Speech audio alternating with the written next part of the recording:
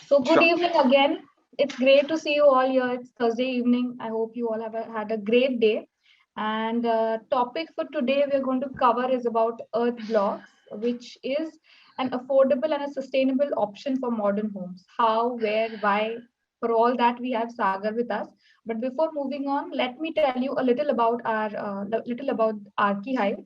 So we are a platform to explore materials, to connect with professionals, and you can also discover your opportunities here. Apart from this, we do a lot of talk series on design and materials.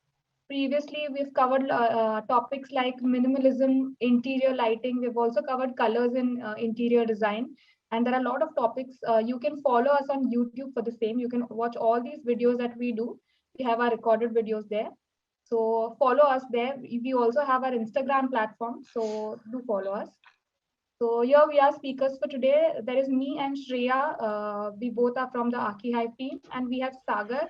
Sagar Reddy is the founder of Earth Blocks India, and from a very young age, he is into this eco thing, eco sustainable. All of what I've read about him is about it, and more than me, you might know about him throughout the presentation. He's open to all your questions. He'll be there for you throughout the presentation. Also, at the end of the presentation, we will have the Q&A round separately, where you can actually talk to him and clear your queries.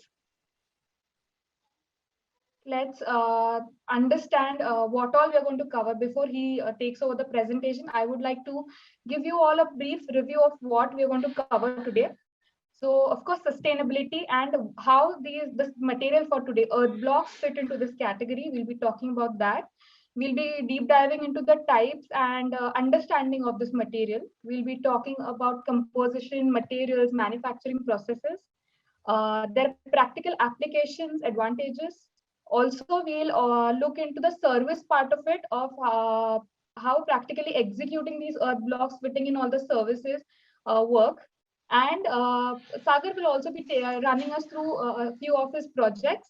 And after this, we'll be open for the Q&A. So in between, in anywhere, if there is doubt, you just keep your questions in the chat and we will address all of that.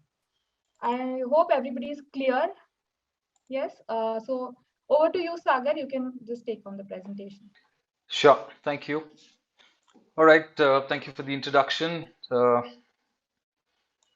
right. So looking at the audience, what I'm going to do is I don't want to go too much in detail. I'll try and just tell you our inputs on what we feel about earth blocks, and then I'll try and keep as much time for Q&A.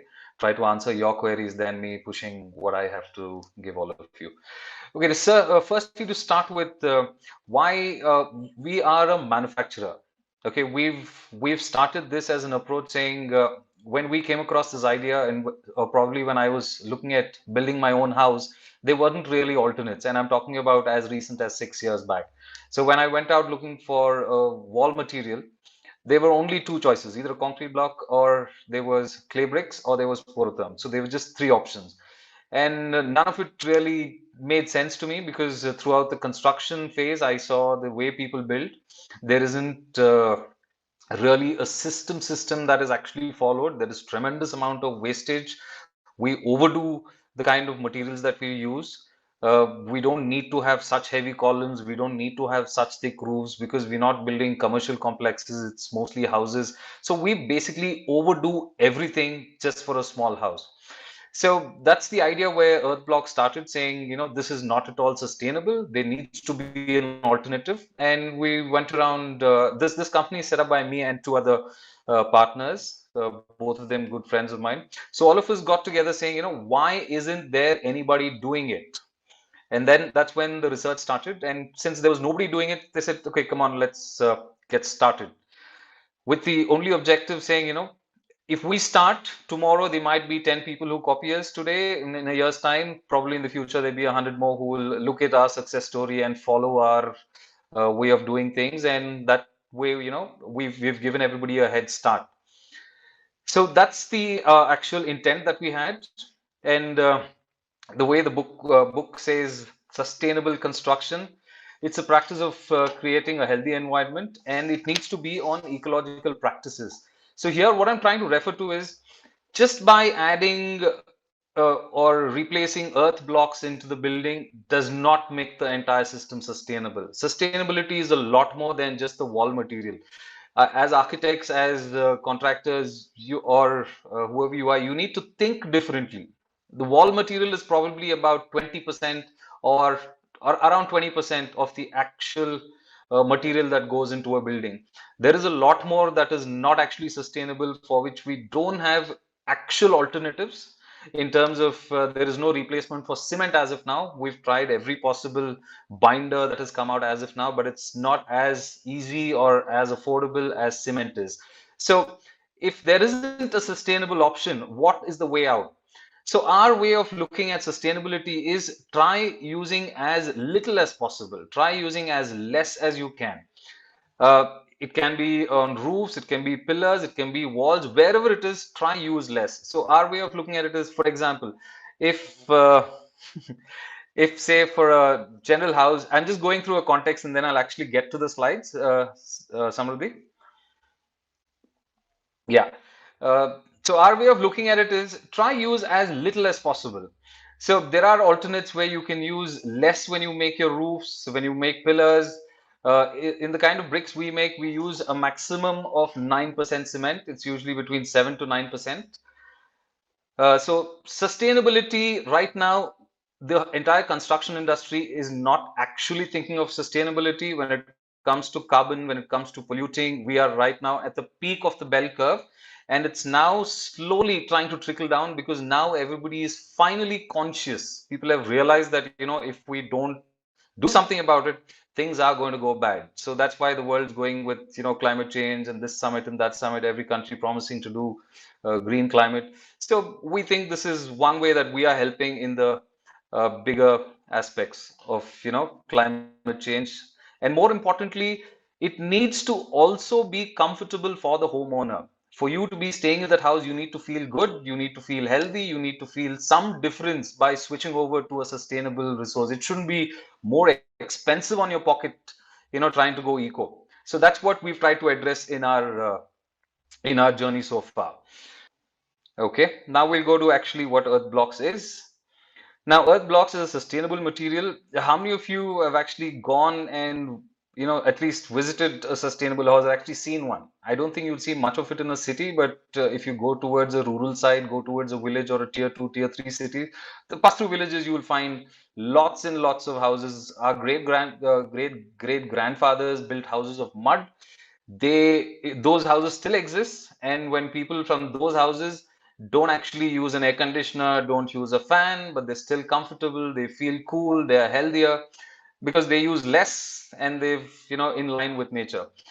So this is a very, very old system. We haven't in any way invented anything. We just remodeled the whole thing. I'll get to how we did that. So earth blocks as such is a sustainable material. Why? Because previously, before the industrial age, this was the only access they had, and they made best use of what was around. So why is it so great? It's very, very energy efficient. Energy efficient, why? Because it does thermal cooling. It's eco-friendly because you don't burn. Agriculture friendly, what we mean by this is when you use clay bricks, burnt bricks, you use a lot of clay from lakes and ponds. Now this is very, very fertile soil which ideally needs to go as fertilizer or soil enriching substance for farming, but instead that is taken out from the ponds and put in shape and burnt, so it goes back to the construction industry. So that's why, clay bricks, we don't like clay bricks for that reason, not because they burn it, but because it's nutrition for plants, which is being burnt. Sustainable development, of course, and throughout the process of what we make with earth blocks, there's no gases because there's nothing so harmful that's put into it during the production. Same point again, river dredging soil is not used in producing CSCV, so it saves on the agricultural land.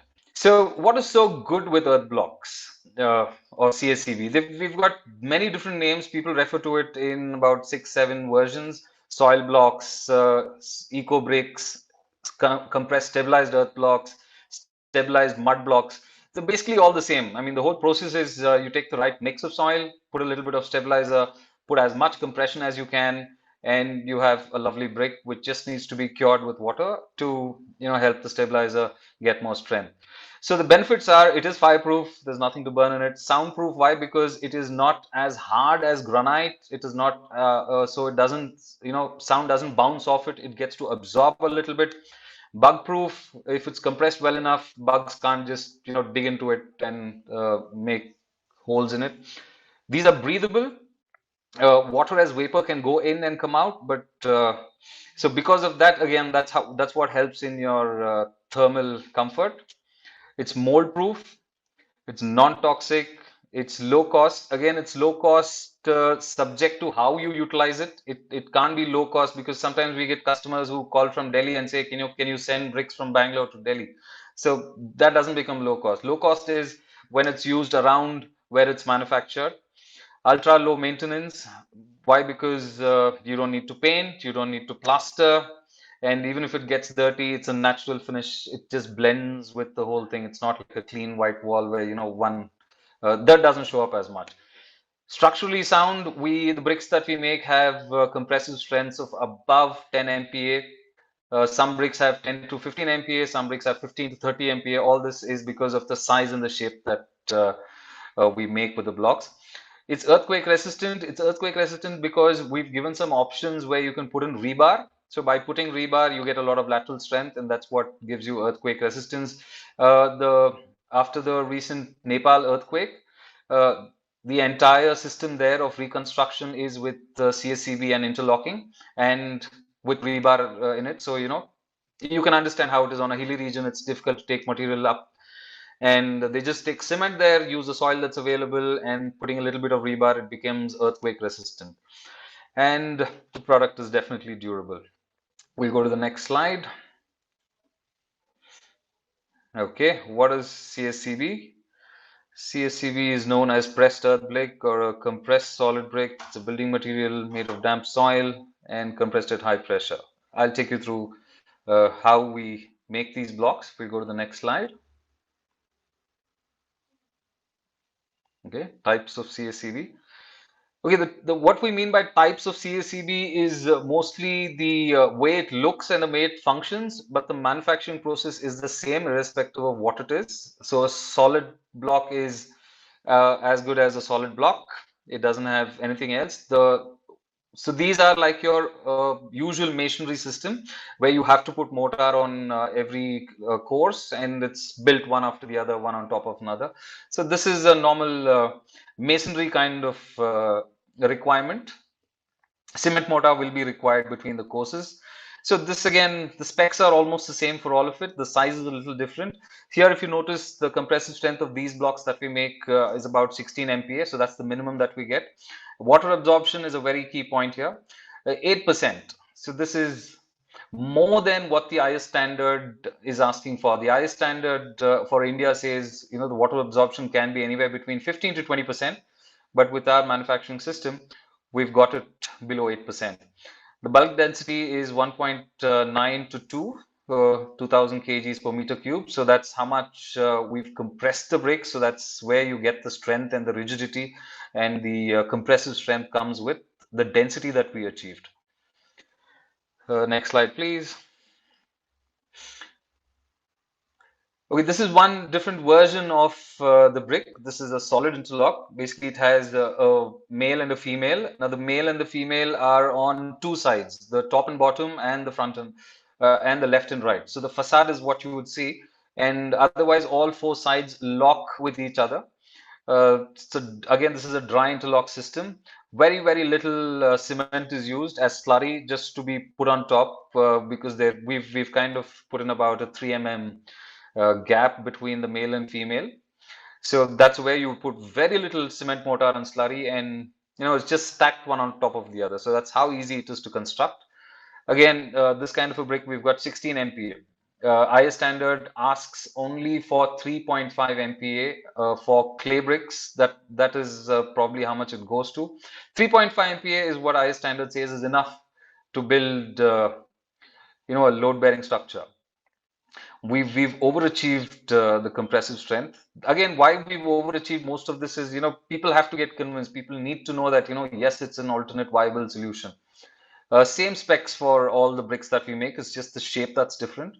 We go to the next slide, please, where I'll show you the hollow interlock. Now, this is probably about 95% of the blocks that we make. So this design is what has been very, very good for us and successful. The other two designs were not really something that we worked on. That was because of a need base. People wanted those other designs. But this is the design that we worked on, and we kind of perfected the design. The reason why this is so good is because we thought through a lot of things in terms of putting rebar, resizing it, reshaping it, reshaping it, helping with speeding up the construction system. Time is saved, labor is saved, the amount of cement that you use is saved, and it gives you lateral strength. Again, the same specs. The holes that you see there is because once you stack the bricks, you would pour cement slurry into these holes. And when you pour cement slurry, it goes in locks, top, bottom, left, right. So all the four sides get locked after you place the bricks. So you build about 4 to 5 courses and then you pour slurry. The slurry goes and packs into all the voids. And we also recommend putting rebar every meter. So by just one every meter, not for every hole.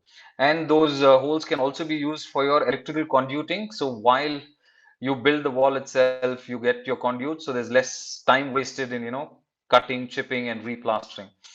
Again, the same specifications that we have for all the blocks. See, in this block, we have a little lesser in terms of strength, but that would definitely increase. Uh, that would definitely increase once you put the cement slurry. And the bigger benefit in this kind of a block is the kind of lateral strength that you would achieve in this is far, far higher than any other system, even compared to a concrete block, because of the rebar that's put in. We also have a small, another version of this hollow interlock, which is called the U block. So it's in the shape of a U. It's a kind of a U cavity on top. So that is what is used as lintel beams on top of doors and windows. So it becomes like a concealed beam. So you've got rods going, rebar going horizontal and vertical. So you get a complete mesh kind of construction. So just with 6 inch being the width, 6 inch walls gives you enough and more strength. And this size 6 inch is actually beneficial for city dwellers because you get more carpet area, because you only need to make 6 inch walls. We don't have different size bricks for inner walls or outer walls. We use the same size block for the complete house construction. Okay. Yeah, so Sagar, we had some questions from the pre-registered members, and I would like you to address these questions. One of it is, what is the scope of earth blocks as a building material? Can it be used for all types and scale of projects to achieve sustainability? Okay, scope of earth blocks as a building material. You see, we've been in production for the last 5 years. We've completed close to 400 projects in and around Bangalore. We've luckily been in a situation wherein we always have a waiting period for the blocks, so that clearly explains, there is enough need for it, enough demand for it, as long as the quality is there. Can it be used for all types and scale? We've got a huge gallery pictures on our website. There we talk about it being used for weekend homes, for farmhouses, for residential houses, for commercial complexes, which are G+4, residential houses G+3. We have an agricultural university near Bangalore built with this. We have a brewery, an industrial brewery that's built with this. In Anantapur, we also have an apartment complex being built with this, 400 flats, 9 floors, 5 towers. So that's the scale in which this material is getting used. So it's all. I mean, there isn't really anything wrong with it. Just that people don't know about it.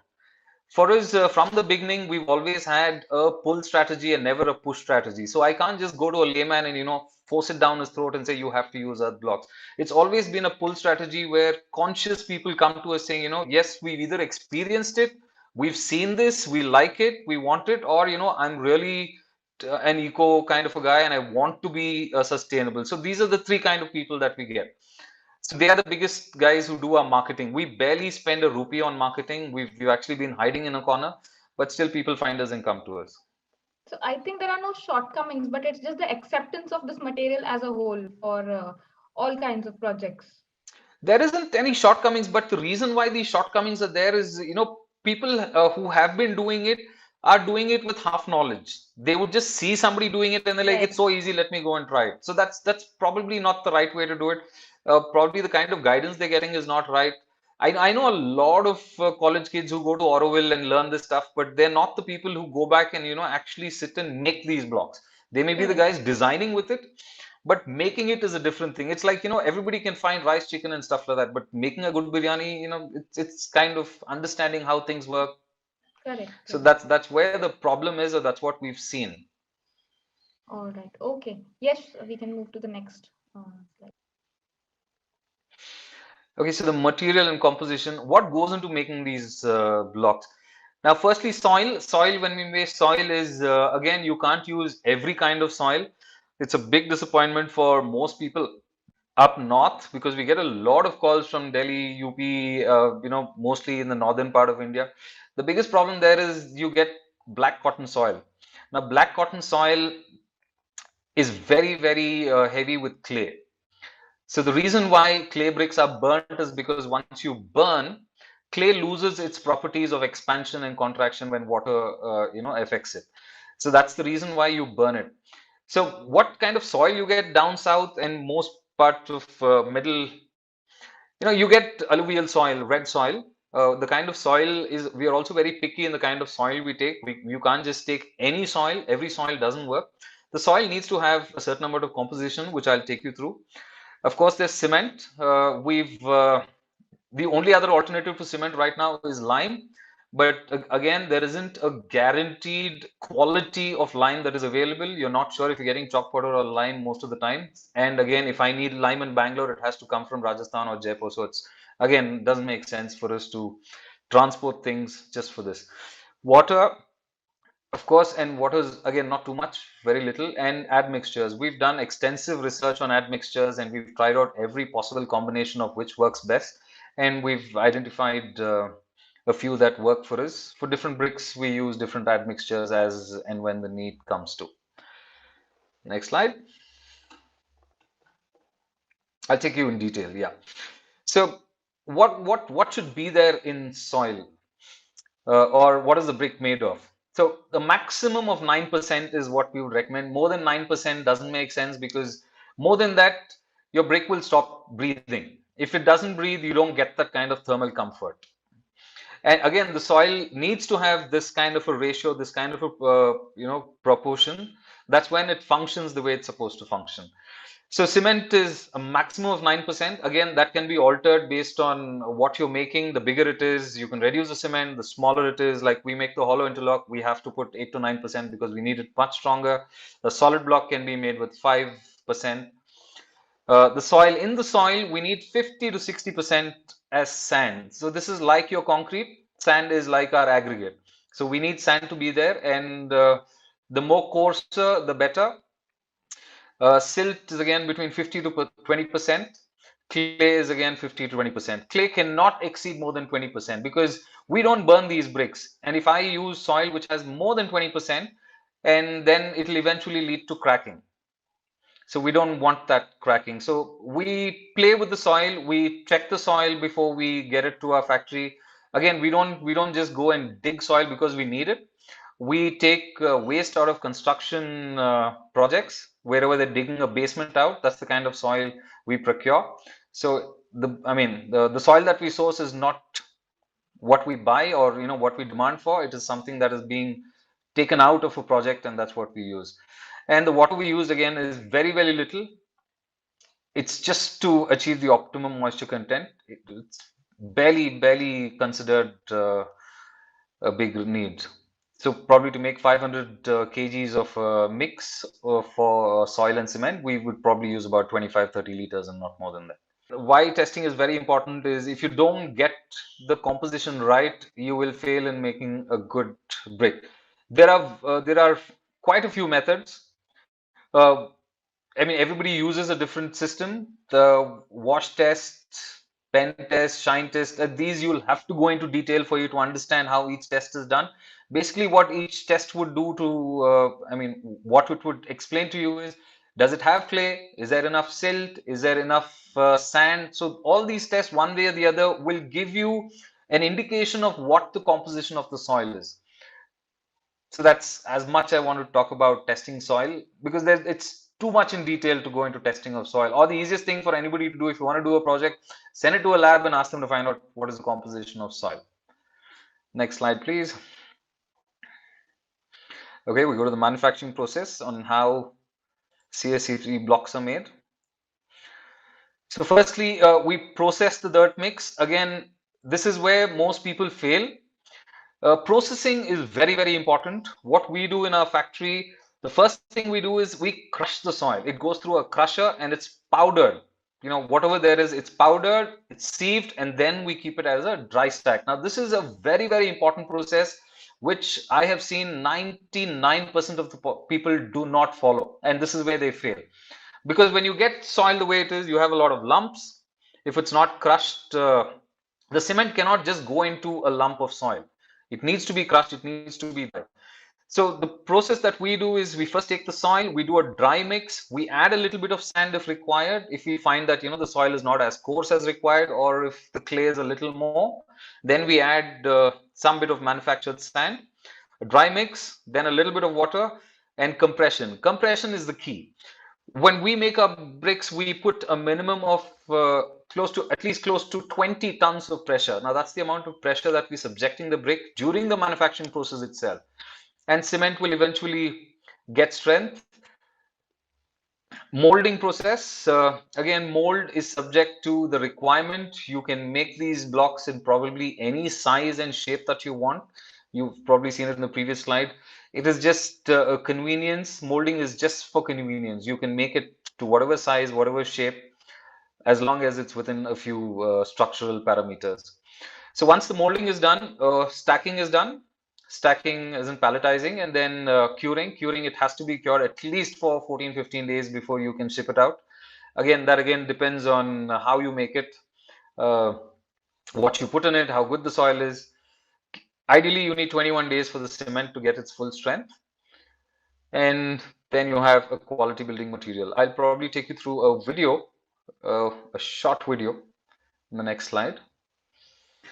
So this is how we make blocks at our factory. It's a 30-second clip. It's not long. So that's the dry soil going into a pan mixer. Cement is mixed, soil is mixed, sand is mixed. We put water, admixture goes into the water.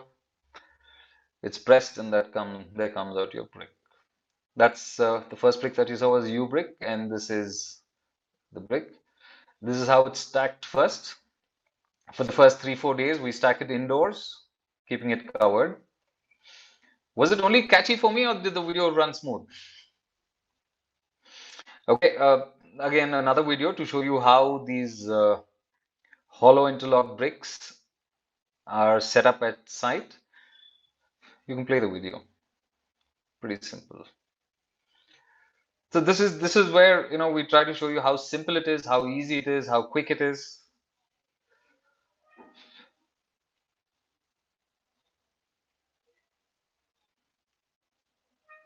You can see there is rebar every meter.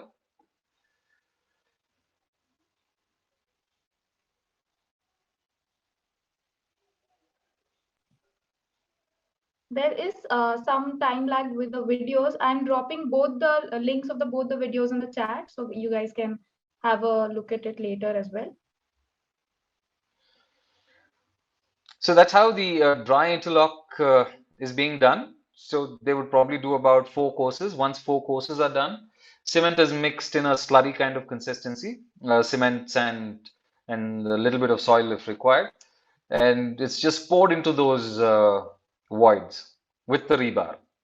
And once you get to a certain height, even the electrical conduits will go into the, those holes in it. I think that's good enough. You can go to the next slide.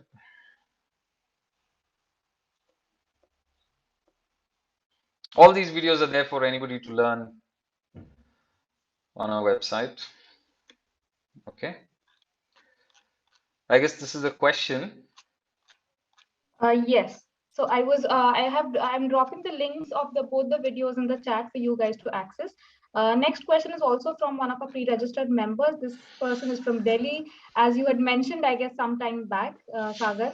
So, as an architect from northern part of India, how can I get the clients that appreciate use of sustainable materials like mud, from where people aren't educated enough? They hardly approach any architect or designer that have right knowledge of design. So basically, how to convince the clients about going for this technology.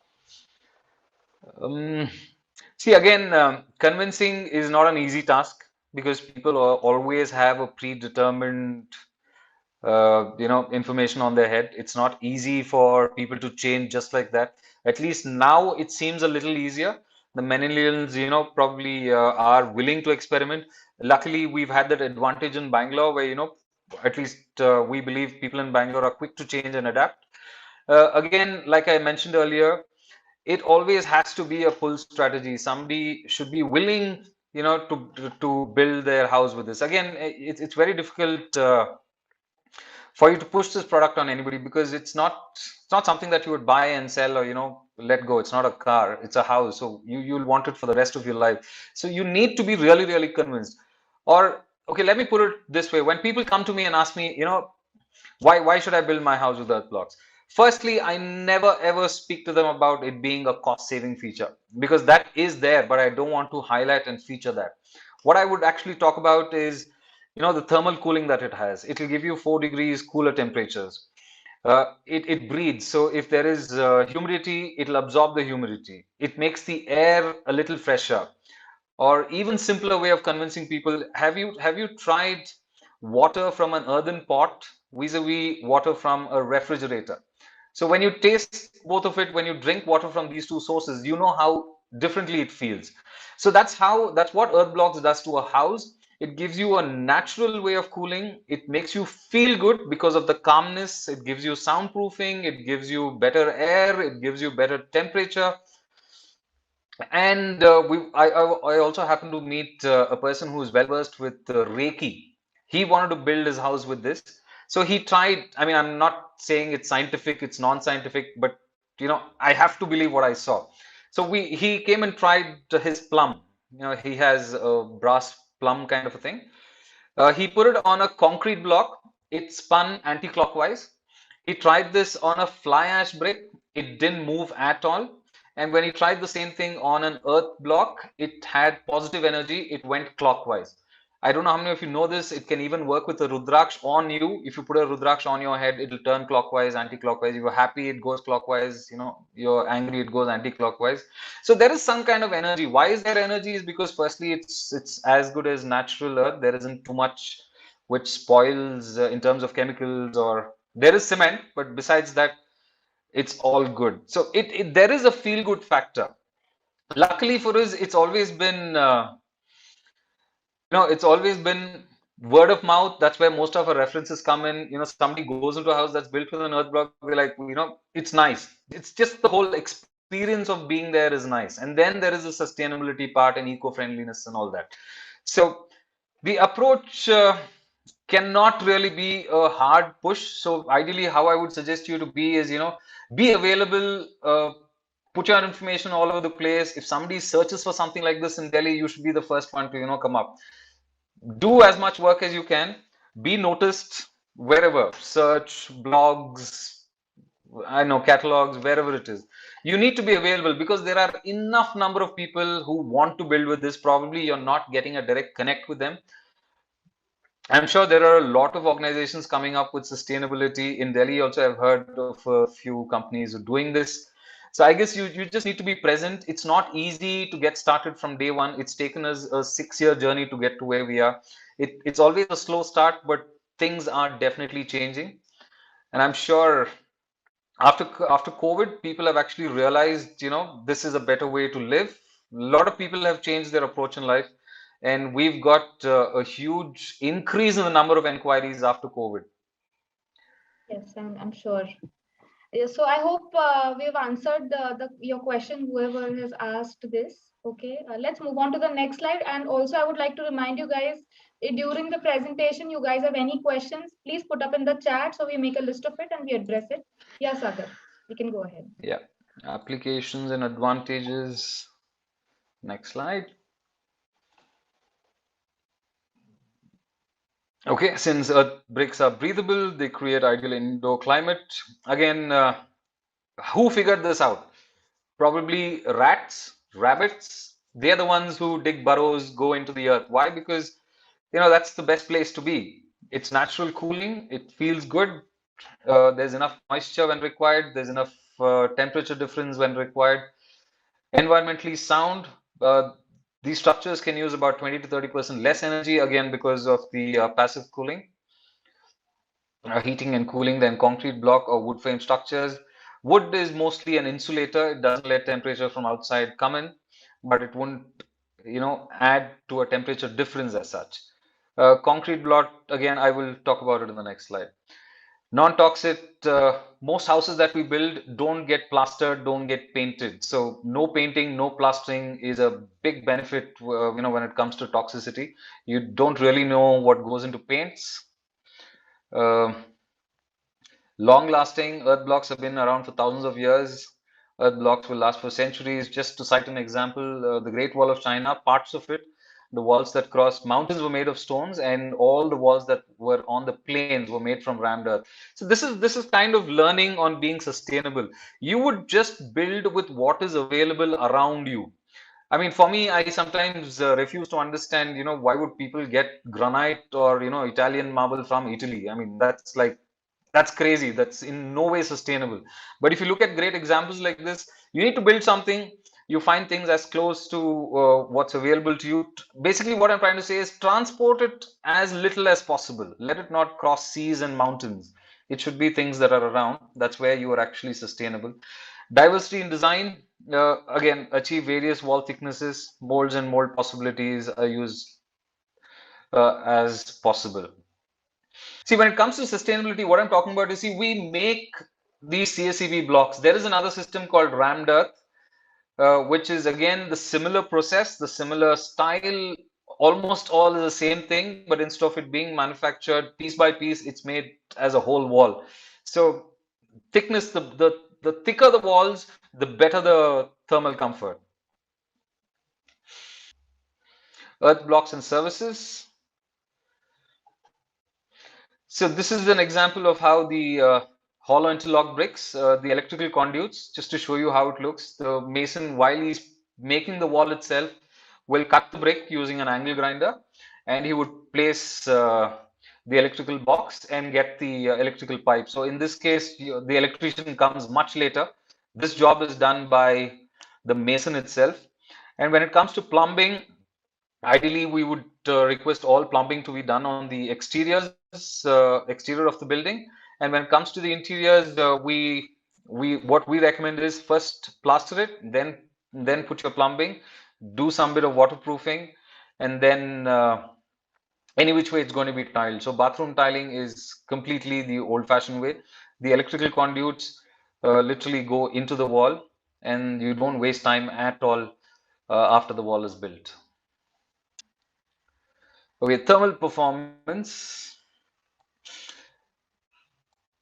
The principle is as simple as, water being in an earthen pot. That is the oldest refrigerator that people had to cool water.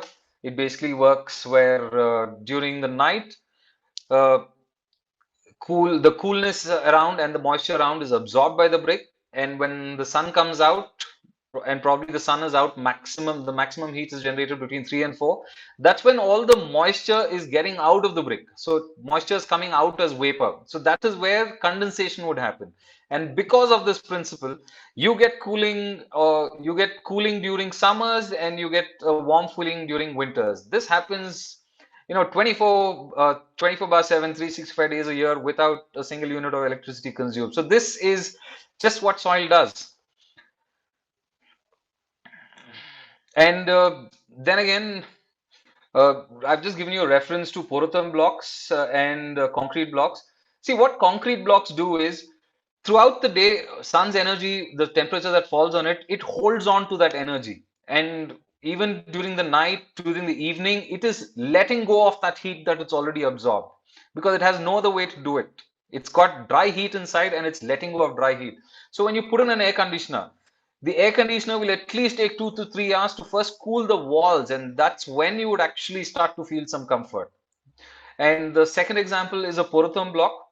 Porotherm block is an excellent alternative because it is lightweight, but porotherm block is mostly used in the colder climates. It's mostly a German system, not really too much of a Indian thing.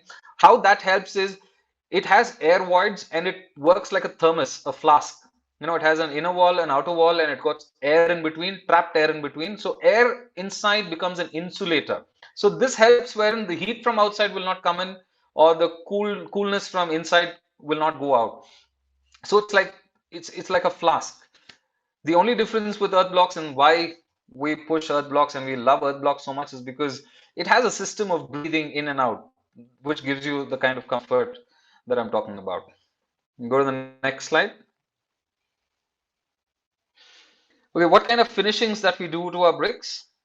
I think there's a video that's playing which shows you a system of our finishing. That's a hydrophobic coating that we've done on the blocks. So what hydrophobic coating does is it kind of breaks the water molecule's surface area. So it doesn't let the water molecule break. So the bigger benefit here is it's literally like a Teflon coat. If water is put on it, it will just slip away. But water as vapor can still go in and come out. So the breathability is not stopped, but water cannot literally go in as a droplet.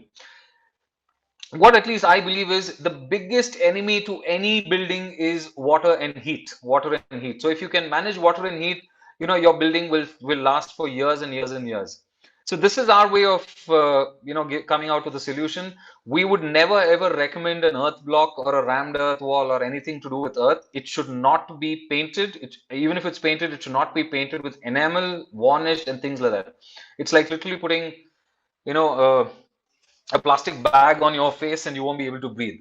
So that is something that is not at all recommended for earth structures. It has to breathe, and the only alternate that we can think of and the only thing that we suggest is a hydrophobic coating and not a waterproofing system. It's a hydrophobic coating. Please understand the difference. uh,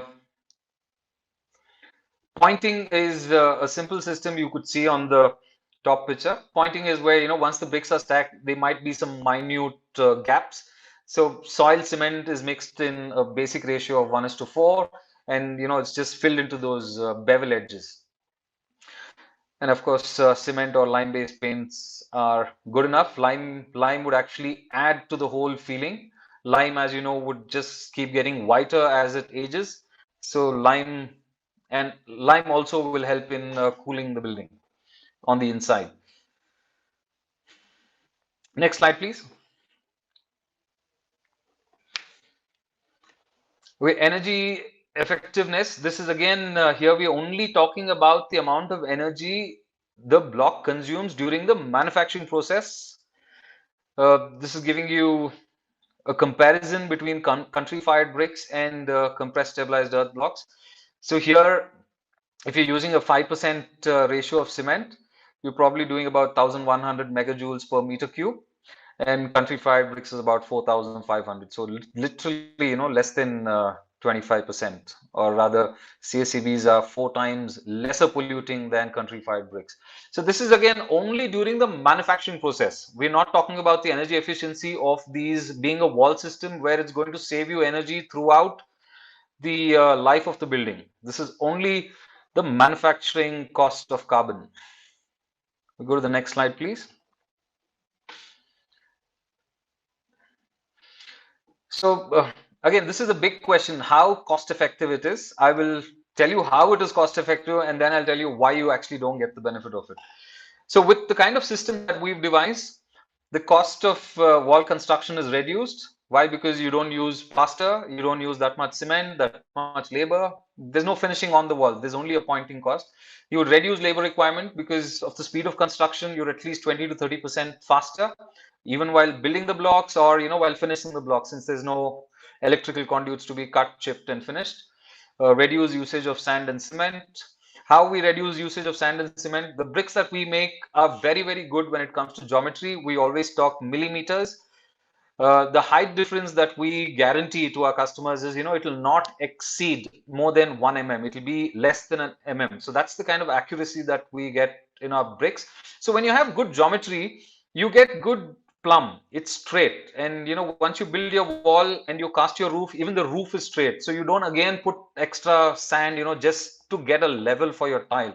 So that's a complete waste.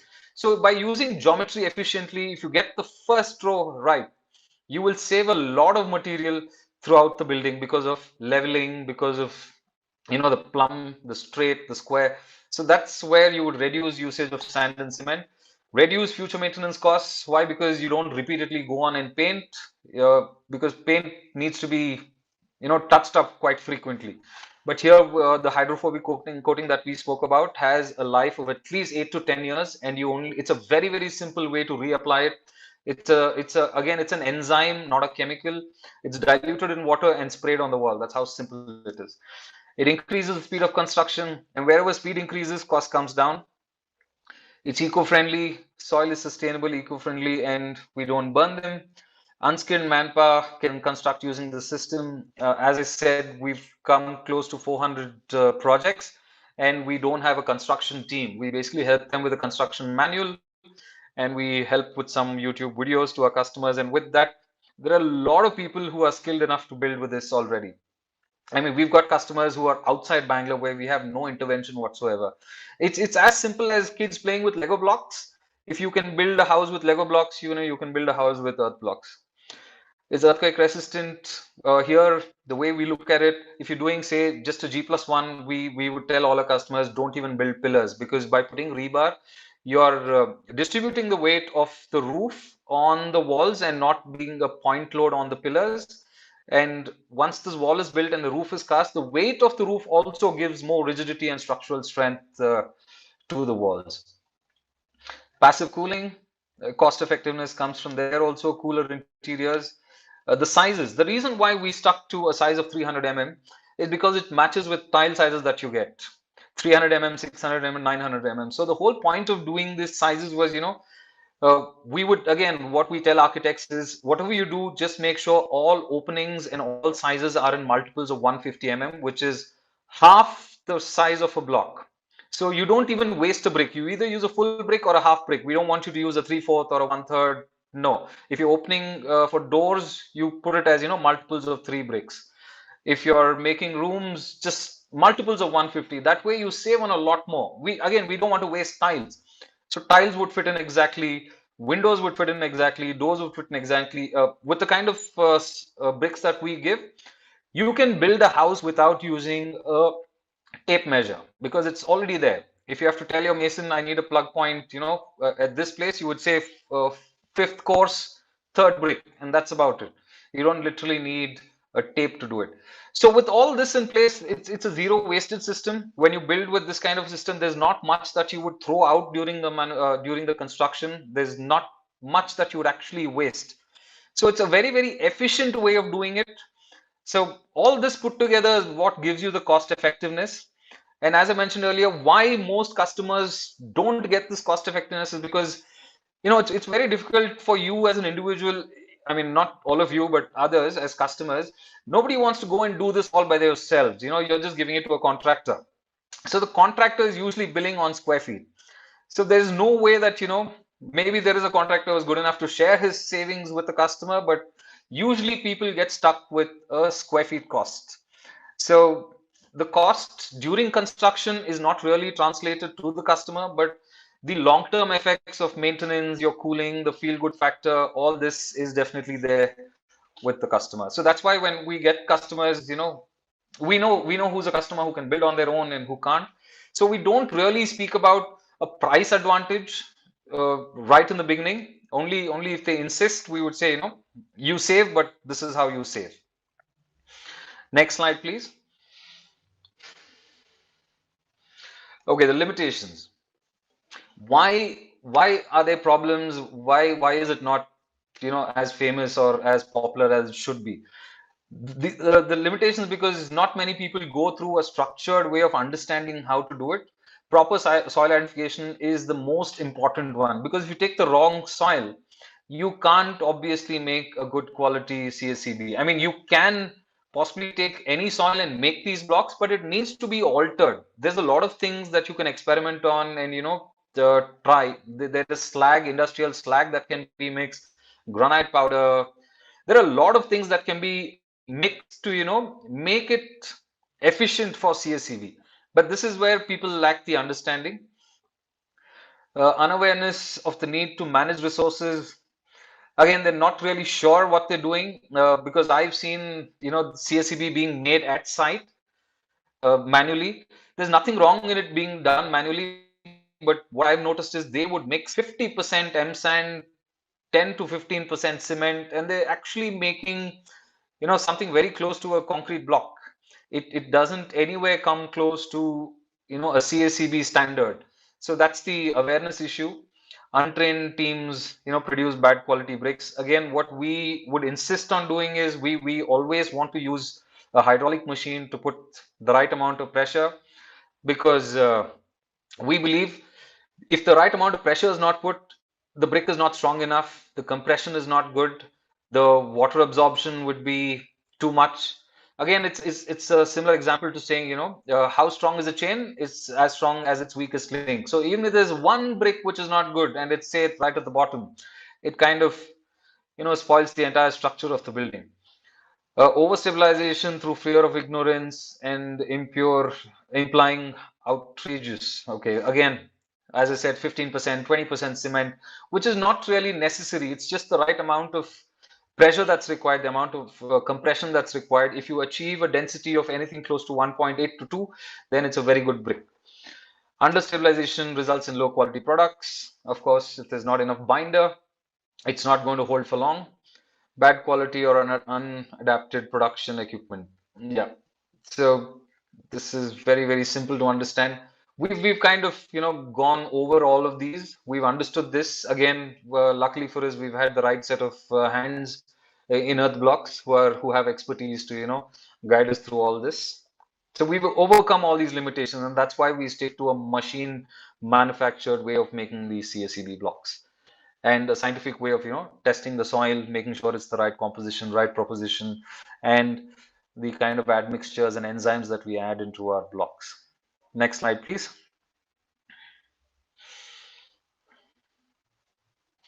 So yeah, one more question that we can address is how to preserve the natural made structures, that is the earth block structures, in long run without adding any extra material or doing any extra arrangement for it.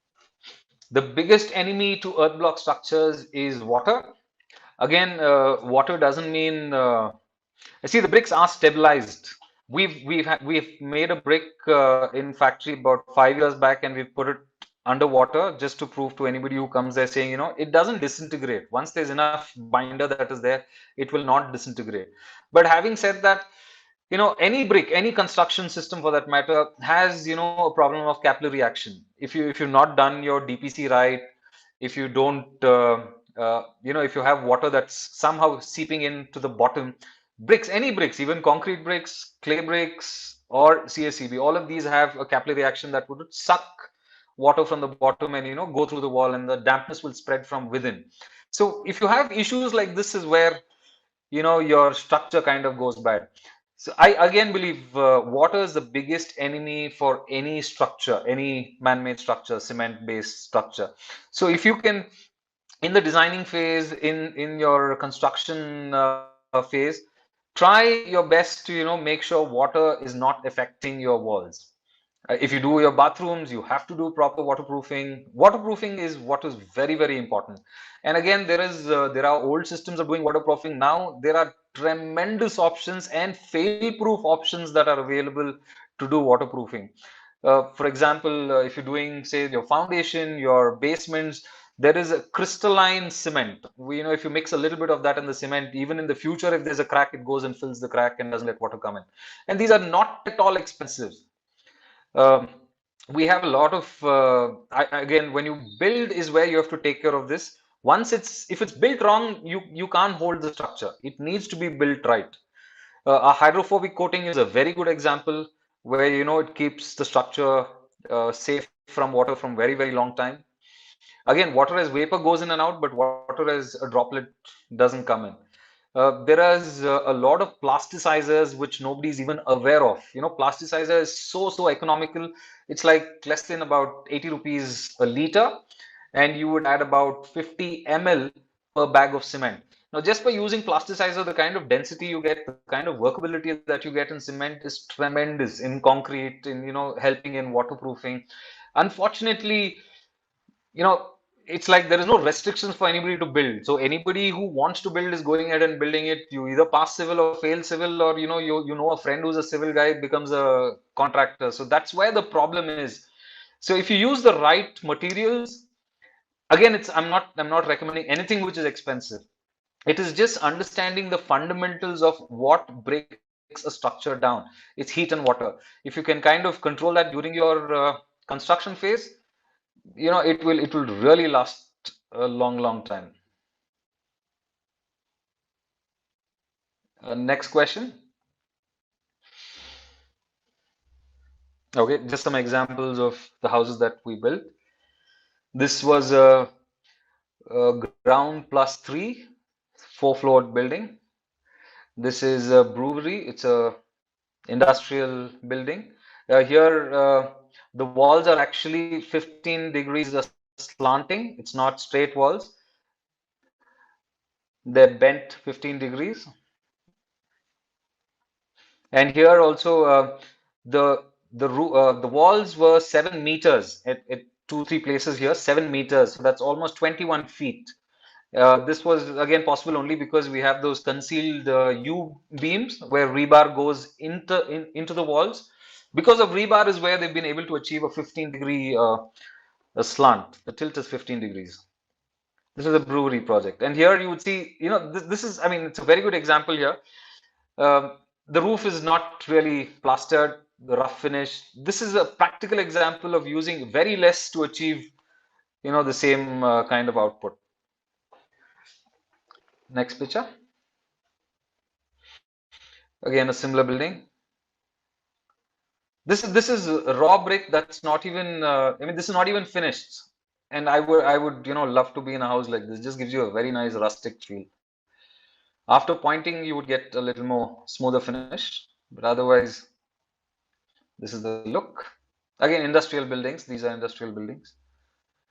Next slide, please. These are residential buildings. Now here you see how they've used our bricks in different patterns. Again, this is not something that we recommend. I mean, we didn't suggest this to anybody. They just experimented like kids building with Lego blocks. So here what they've done is, instead of using metal, instead of painting, putting grill and shutters, just by using these blocks, they get their privacy, they get their circulation, they get air. I mean, it's just left to the architect, builder to use it the way they want it. This is residential houses, G+1, G+2, farmhouses. Next slide, please. Again, this is back to the same G+3 house. See, there's no paint for the rest of your life, so that clearly indicates the amount of, I mean, that is in a way being sustainable, because if a building has to be painted every 5 years or 6 years or 8 years, at least you do more often on the outside and less on the interior. But you are completely avoiding paint for the life of the building. So that in itself is being sustainable to a small extent or a large extent. Next slide, please. Again, the bigger advantage of using these bricks as arches, very little amount of cement, metal, beams, all that is actually avoided by just making arches with blocks. So that's again a very sustainable way of doing it. Again, I've been repeating this quite a few times. The lesser you use to build, the better it is. Now, this is an example of me using three different styles of construction. Now, what you see, the wall system is our bricks. The one in the center is a rammed earth wall. So that's again the same soil that we used, stabilized with cement and rammed manually using rammers and just putting shutters. shuttering in the side. So that is an example of rammed earth wall. And what you see on the left and right is something called poured earth. So what we did with this poured earth is throughout the construction of this entire building, G+4, all the waste that came out of the building, where broken chips, bits, whatever it was, we kept it all aside. And towards the end of the project, we added a little more soil, mixed a little bit of cement, some admixtures. We put some shuttering, and all that waste went back into making the compound wall. So there was literally nothing that was thrown out of the building. So complete efficiency. And here you see columns are not painted. For the life of the building, there is no paint in this house. Probably the only thing that was painted is the roof, just to get good lighting. Otherwise, there's practically no paint, hardly any paint in this building, and for the life of the building. Next slide, please. Okay. So with this, Oh, that's the end of it. yeah, that was so insightful, Sagar. You Okay. you have been really like very informative, especially me, because when I was listening to you for the first time, I was like really intrigued by whatever you were saying. Uh-huh. Okay, so now moving ahead, we will go ahead with the Q and A's. Okay. So we will be taking up the questions that's already here. Hmm. The first one is, does the hydrophobic coating have to be applied annually? No, no. See, there are different manufacturers to this. Uh, Again, at different price points. There are expensive ones where the manufacturer claims it'll last anywhere between 15 to 20 years. And there are, again, it's just a price point. There are things which last longer. There are some brands which make good products. Um, what we recommend to customers is a mid-range kind of a product which gives you a life of anywhere between 8 to 10 years. So the reapplication is only after 8 years, and the actual cost of the material is about 2 rupees per square feet. There's a different cost of application, labor, and all that, but the cost of material per square feet is only 2 rupees. So it's not even a big cost to compared to paint. Okay.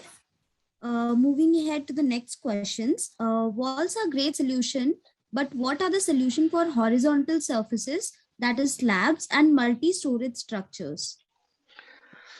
See, multi-storage structures, again, as I said in the beginning, we haven't actually found an alternate for cement. But there are alternates for slabs when it is a residential project. There is, again, there are a lot of people doing a lot of research on this. People use, what do they call? Empty cavity, tiles that are put, pots that are put on top. Basically, that is to reduce the weight of the roof.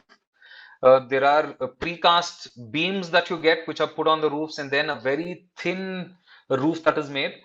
See, the issue again, like I'm saying, is we need these structural engineers to actually define the safety that is required. We build residential houses like they are commercial complexes. A residential house will probably not carry more than 2 tons of weight per floor, but we build it so strong that you can actually put 20, 30, 50 tons. So we're basically overdoing the strength aspect when it comes to residential houses, at least in the independent residential houses. I won't comment too much about multi-story structures, but you have to actually speak to structural engineers. Why do we need 2 feet by 10-inch pillars for a residential house? I mean, basically, the structural engineer has to really, think through what kind of a zone this is in terms of earthquake zone. Is it really necessary to put this kind of fat pillars? Why can't you reduce? See, again, like I said, by getting good geometry, you don't put dead weight on the building. Basically, that's what we're trying to do. To be sustainable, use less, reduce the amount of dead weight. For multi-storage structure, I am sorry, I really don't have too much of a solution for this. There are other alternates for earth-based structures where you can do without a slab. These are called earth bag construction, where you just use earth bags and go round, round, round, and you get the shape of a dome, where a roof is not required. But these are practical only for rural, not really for city kind of an environment. There are options, but not really for multi-story structures. I think Okay. Ranjit is trying to say something. He's also putting in some insight where he's saying jack Okay, arch sorry. roofs. Yeah. Jack Arch Roof. Sorry, Ranjit is my partner in Earth Blocks. He's a technical geek. He's Oh, an okay. IIT guy, so he's giving me those suggestions saying Jack Arch Roof, filler blocks. Yeah. Yeah, clay pots, filler blocks. So those are. Thanks, Ranjit. Okay. Okay. Considering that the thing that you said, right, that we don't, for as of now, we don't have any solutions that we've come up for multi-storage structures. So, can it be counted as a limitation? Uh, No, no. What I was referring to is the slab, the roof slabs. mhm. I cited an example where we are actually running a project in Anantapur for a builder who is doing, 9 floors, 400 apartments using CSCV blocks. Mhm. My only reference to not being used for multi-storage is when he referred to, sustainable materials for slabs. As Okay. wall material, you can use this. There is no restriction. Okay. But as a slab, I don't have too much of option. Okay. Again, there are some research that's been done in Oroville where they do, I think it's called GFRC ferrocement. They make curved, semicircular, cylindrical shapes, which are precast on the floor and just lifted and put on place. These work very good. They've done about 3 to 4 floors doing the system that uses very, very, very little steel and cement, and it gives you excellent ventilation. And it's kind of using arches, Houdini blocks and slabs. So those are the options. I mean, there are options available, but it's been proven. It's not that it's an experimental phase. Mhm. It's a proven system of doing it. I'm not sure multi-story if you're talking 9 plus 10 floors, but yeah, you can definitely. I've seen buildings in about 4 floors where all the systems been used, and it's a excellent way to use it. Okay. So moving ahead, I would also request the participants, if you guys have any doubts or any queries, you can put up the like your questions here, and we'll be answering them. Till then, we'll move ahead with the questions we have already. So we have this question: if we use bamboo instead of rebar, will it Hmm. need rebar? Rebar? Rebar, yes. Rebar. Oh, rebar. Okay, sorry. My bad. If we use bamboo instead of rebar, will it change anything in the construction process? Uh, I mean, bamboo is again an excellent alternate, but again, I mean, there's nothing wrong in using bamboo. That's a whole different system altogether. It's been used from a lot. I mean, it's been used from ages. People are still using it, but again, information is the problem. Not too many people know how to use it. The only limitation that I know of bamboo is, it's firstly very, very expensive as of now. It's not available everywhere.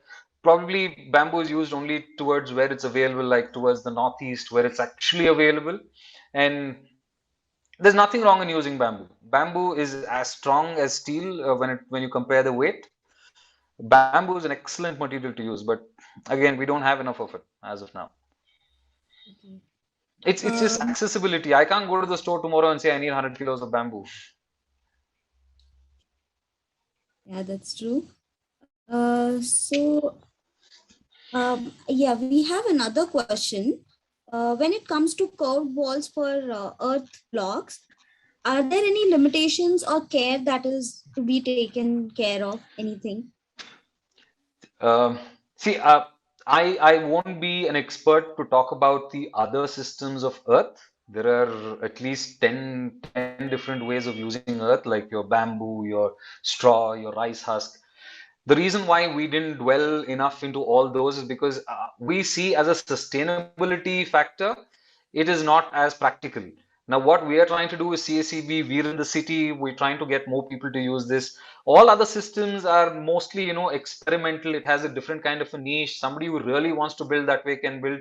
But those systems cannot really become mainstream construction systems. So that is why uh, we've done no research on it, though I know all those are good because our grandfathers have done using that system. But I mean, I really don't have the time to do anything in those lines because that's just, something that you would do as, if you have a farm, you would do it as a hobby, you would just do it because you want to do it. It would not fly mainstream. It wouldn't help, changing people towards sustainability. It's very, very difficult. It's difficult to convince people on CSCV. How would it be possible to convince somebody using, straw and rice husk and bamboo? It's not, it's very difficult, not possible as far as I see it. Okay. We've got more questions actually. So there is this question: can earth blocks be used for good sound insulation? Yes, of course, because it breathes. Again, if you understand how sound works, if it like if you go to the theater, you have a lot of acoustical treatment. What does acoustical treatment do? You have something, some kind of a material which can absorb the sound. So that's the same thing that earth blocks do. If you compare, earth bricks and if you say granite, granite is an extremely hard, more denser surface where sound as a sound wave, would bounce out of a granite stone, but in an earth block it would get absorbed. It would work as a sound insulator because it has that breathability. It can't, sound cannot be just stopped. It's very difficult to do that. But if it's an absorbing material, it's like a sponge which can absorb moisture, which can absorb sound. So that's where you get the calmness in an earth block building. Sound insulation actually depends on the thickness of the wall. Sound has different wavelengths, and bass has I don't know if I'm going too technical. The wavelength, the lower the wavelength, the frequency is too fat, so you will actually need more than a meter of thick walls to stop sound from going in and out. So that's a different science altogether. But the thicker the walls, the better it is for thermal, for sound, for moisture, for everything. It does help doing some amount of sound absorption. Next Okay. question. Yeah. So the next question is, can you please elaborate on interior plumbing while using CSCV? Interior plumbing while using CSCV. So what we recommend is, you get your plumbing first. The way plumbing has to be done is you have to finish putting all the plumbing, then put your tank on top. If you're even doing some pressure, put some pressure. Let the pipes just be there for a week. So, once you're sure there is no leaks, that is when you should plaster. There is no different way of doing it. You can do it the same old way that's it's been done from day one. We don't actually want you to put the pipes into the bricks because in case there is a leak, in case there is a failure, if not today, tomorrow, there's no way to access it. So always try and keep plumbing accessible, at least till it reaches your bathrooms. Keep it on the outside, and once it comes in, we we first recommend a good amount of waterproofing to be done, and then plaster, and then put your plumbing. We don't recommend the pipes to be put into the bricks. Only electrical conduits are recommended to be put into the bricks. Plumbing, as far as possible, first plaster, then do the plumbing.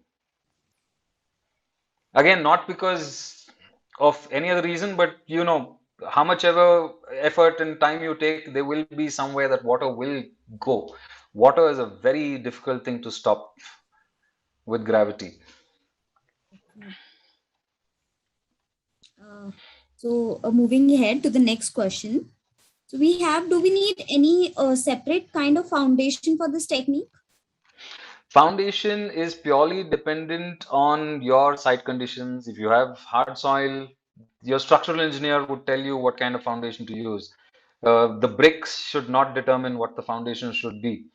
It is either, in what zone of what earthquake zone are you in, what is the actual weight of the completed structure. So your structural engineer would kind of define, what's the weight of the building, and depending on the weight of the building, he's going to suggest you the kind of foundation depending on the soil condition. So the foundation has got nothing to do with the walls or the roof. It's to do with the soil and the weight of the building.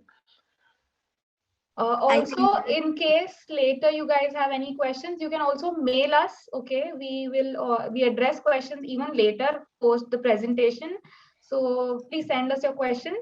Thank you, Sagar. It was great. It was great to have you here. We look forward to collaborate more often you. Thank you so much. Sure. Thank you, guys. Thank Thank you. you, everyone. Thank you, everyone.